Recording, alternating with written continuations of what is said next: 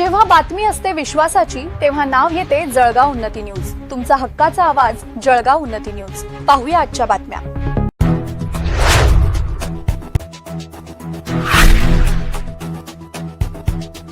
जळगावात एमडी अंमली पदार्थासह आरोपी जेरबंद, 3.85 लाखांचा मुद्देमाल जप्त।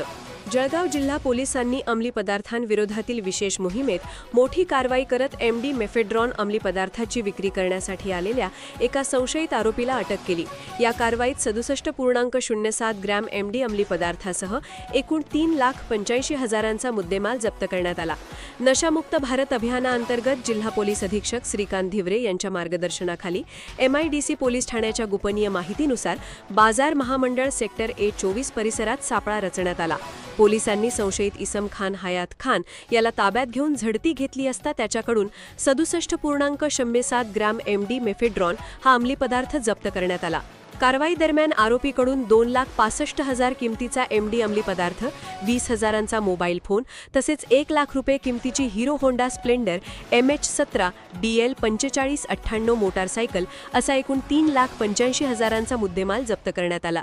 या प्रकरणी MIDC पोलीस ठाण्यात NDPS कायद्यान्वये गुन्हा दाखल करण्यात आला असून पुढील तपास पोलीस उपनिरीक्षक करीत आहेत। या प्रसंगी जिल्हा पोलीस अधीक्षक श्रीकांत धिवरे यांनी जिल्ह्यात अंमली पदार्थांची विक्री, वाहतूक आणि सेवनाविरोधातील कारवाया आणखी तीव्र करण्यात येणार असल्याचे स्पष्ट केले।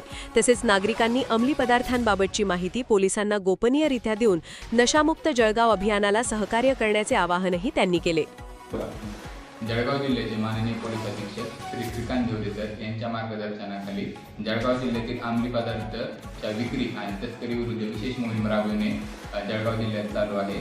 त्यान्वये स्थानिक गुन्हे शाखेला मिळालेल्या माहितीच्या अनुसार MIDC पोलीस स्टेशन आणि स्थानिक गुन्हे शाखेने संयुक्त कारवाई करून MIDC पोलीस स्टेशन हद्दीतील वखार महामंडळ परिसरात एक संशयित आरोपी नामे इम्रान खान हयात खान राहणार आव्हाने वय वर्ष 36 याला सापळा कारवाई करून दिनांक 31 जुलै 2026 रोजी 62 ग्रॅम MD ह्या औषधी द्रव्य पदार्थासोबत रंगेहात पकडण्यात आलेले आहे। त्यान्वये MIDC पोलीस स्टेशन येथे गुन्हा रजिस्टर नंबर 635/2026 अन्वये NDPS कायद्याअंतर्गत गुन्हा दाखल केलेला असून पुढील तपास स्थानिक गुन्हे शाखा करत आहे आणि पुढील आरोपींचा शोध घेण्याचे काम चालू आहे।